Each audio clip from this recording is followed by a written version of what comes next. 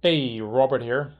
I wanted to do a quick video on, let me share my screen, on how I and we do time estimations within our own team, but also little lessons I learned throughout my career on how to come up with your own time estimations. Because in most situations, you'll probably have to supply or give a time estimation. So if you're in a studio, you'll probably have the advantage of that more people will be around you to assist you in your time estimations.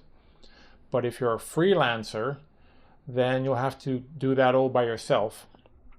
So I just wanted to give some quick tips on how to sort of like improve in this area, and also help you get better in this over time. Now, obviously, rule number one, the no-brainer is time yourself. So get a time measuring tool, and whenever you work on something, just turn it on. And it's not necessarily for your work, your clients, or your lead. It's just for yourself to realize how long something takes. Now, obviously, this makes a lot of sense, very basic information. But the part I want you to especially focus on is when you give yourself a task and you time it, how long does it take to deliver that first model? But then how long does it take to also do the iterations and refinements afterwards? So what you'll often realize is, let's say it takes you to model a character for a week. Great, you send it over to the client, but then they'll probably have feedback. So how long is that going to take?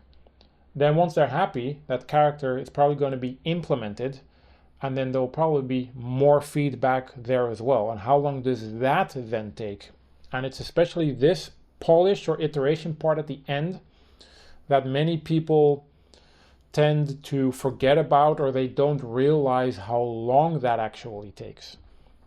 So measure not only the production part, but actually the stuff that happens afterwards. Like how long is that feedback and that iteration? That said, what we do internally, and you need to realize we're running a team. So projects are, they're for 5 people, let's say.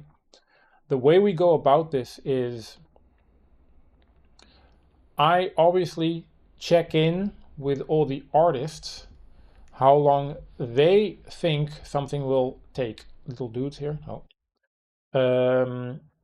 So let's say lead, that will be me then, lead. I will check in with them for their advice on time estimations. I will also do my own. This is then combined into a sort of average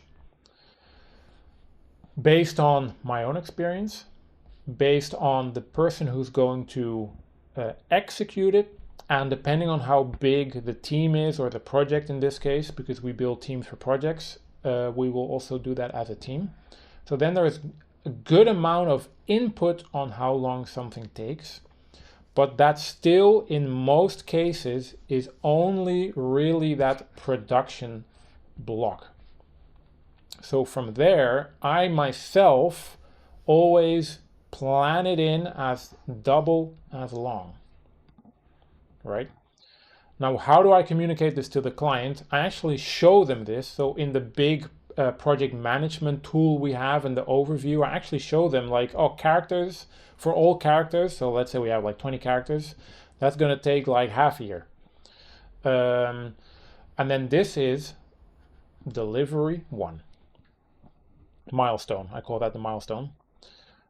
I give that to the client of, then you can expect to have all your work and the characters, and then implementation and testing happens. So I explain to them what is this phase about, and then I tell them that the finished state is going to be here. And why I'm so transparent about this is so clients know when to expect what. So they know here things will break, things will not be optimal, things will be maybe even ugly or doesn't fit in the bigger scope. And that's why we have twice as long planned in to resolve those issues. From a budgeting standpoint, we only really budget 50% of this. So we're pretty much, let me do a different, let's do like green. We budget pretty much this whole area. And then this area is a little more unforeseen, we don't know yet, but that is part of the cost of this bigger chunk. And also this is then communicated to the client during budgeting and making the agreement. And what really helps in this process is by being so transparent is that they know and feel that there is this sort of safety buffer here.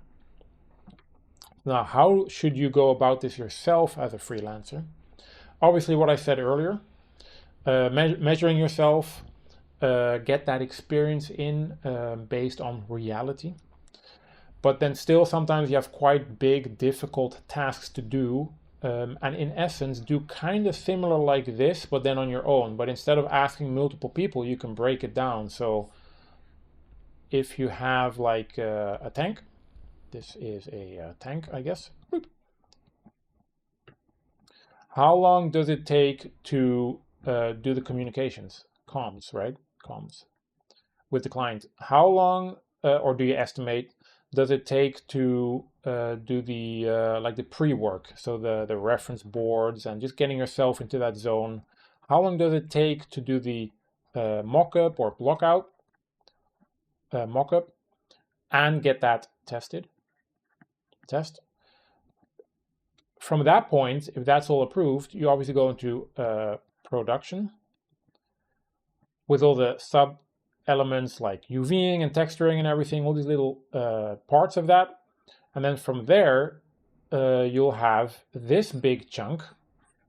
And how long do you think that takes? So version 1 approval. I'll just do it like that. And from there, I'll do that over here. Testing or implementation testing. And this, breaking it in chunks, it's easier for our brain to do those little chunks than to kind of try to do this all in one big number. And if you did that measuring with your time estimation tool correctly, I suggest you measure each one separately to really learn like, oh, okay, getting like the mock-up phase done is like, it's probably gonna be like half a day or a day. But the production thing, for something like this, maybe a week. And then at some point you know from experience how long each one takes. Especially communication can be more time than you think.